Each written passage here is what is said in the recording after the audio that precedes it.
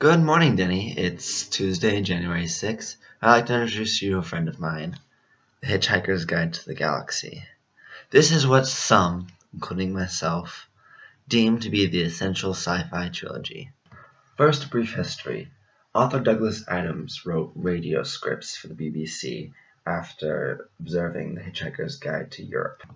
Adams then converted his radio scripts into the first two parts of his trilogy of 5. The Hitchhiker's Guide to the Galaxy, The Restaurant at the End of the Universe, Life, the Universe, and Everything, So Long, and Thanks for All the Fish, and finally, Mostly Harmless. The Hitchhiker's Guide to the Galaxy has drenched its way into pop culture. Have you ever heard that the meaning of life is 42, or the phrase, don't panic, or the theory that if you give 1,000 monkeys 1,000 typewriters, one of them will eventually write Hamlet, or simply that you should always carry a towel? That has come from this book. Okay, let's talk about the first book. It's just a book about a man and his best friend traveling the galaxy. Except for his best friend's an alien. And poetry is torture in this universe. And the Earth kind of gets blown up in the first 3 chapters. And there's a depressed robot. And the president of the galaxy. Here's just a snippet of the book. Space, it says, is big. Really big. You just won't believe how vastly, hugely, mind-bogglingly big it is.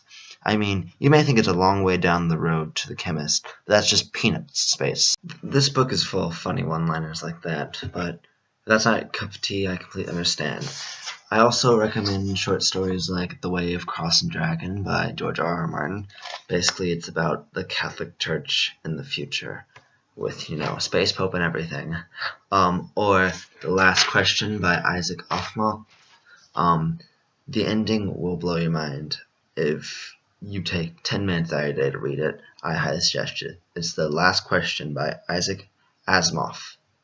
I'd like to leave you with one last quote of The Hitchhiker's Guide to the Galaxy. It goes like this. The history of every major galactic civilization tends to pass through 3 distinct and recognizable phases. Those of survival, inquiry, and sophistication, otherwise known as the how, the why, and the where phases. For instance, the first phase is characterized by the question, how can we eat? The second by the question, why do we eat? And the third by the question, where shall we have lunch? I hope you try this book for yourself, and I hope you have a fantastic day. See you tomorrow, DFTBA.